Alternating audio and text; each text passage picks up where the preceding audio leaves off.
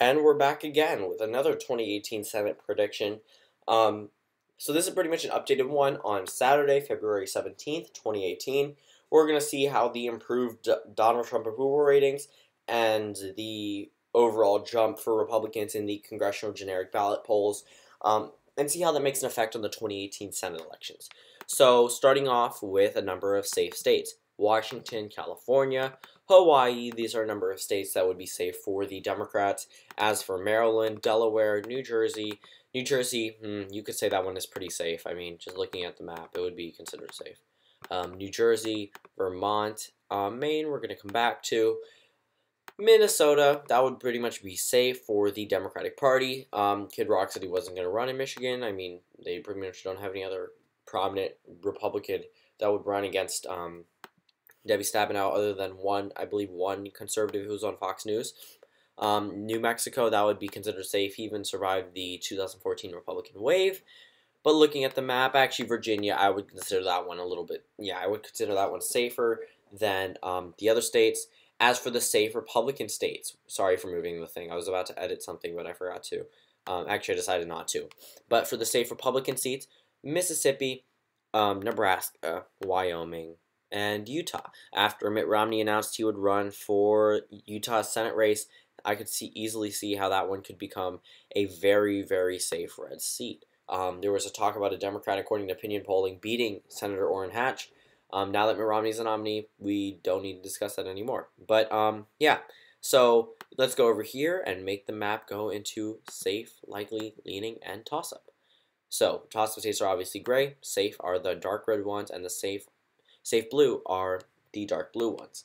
So now we're going to start characterizing each race. So, Texas. I still think that the Republicans will hold on to this.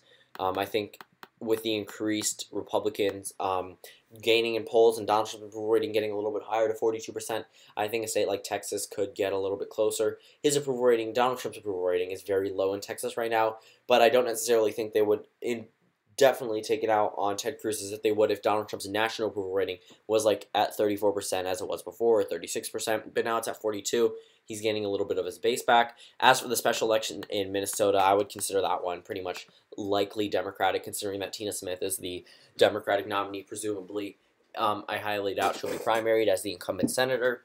But yeah, so looking at the map, we have 48 Republicans, 2 away from a majority, to 39 Democrats, who are 12 away from a majority. Some more obvious states, Pennsylvania, probably going to be likely. Wisconsin included, likely 2 likely seats with 2 popular, relatively popular, by comparison, incumbent senators. I would give those to the Democrats. As for Maine, I'm really not seeing anyone really pick up for the GOP in the state of Maine. Indiana, Joe Donnelly, a very vulnerable candidate. I would leave this one likely blue. I think that he would narrowly edge out his opponent.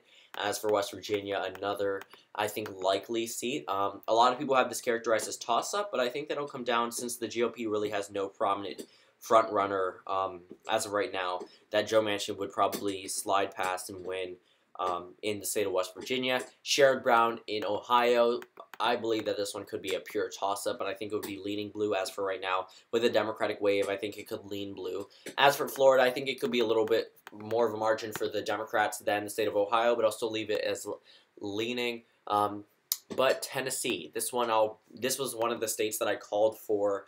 I called the state originally for the Democratic Party, but I believe that this race has since turned into a likely leaning red state. My bad. But Nevada, I think this one could actually be likely blue, or actually leaning blue, rather. I think it would be closer. But Montana, they really have no popular Republican running against John Tester. I would leave this one as likely blue. North Dakota, this one, the incumbent U.S. representative just announced he's running against Heidi Heitkamp. You know, I think this could become a pure toss-up, but I'm going to I would actually leave that one as a pure toss-up. I don't know if I can characterize that one at this point in the race. Claire McCaskill's race in Missouri, that one's very close. Josh Hawley, but with the Austin Peterson vote out, Josh Hawley could not really bring them out to vote. I think it would narrowly go to Claire McCaskill. As for Arizona, you know, that one, if Kelly Ward's the nominee and she runs against Kristen Sinema, it's anyone's game, really. It depends on how it eventually turns out. as of today, that one's very close.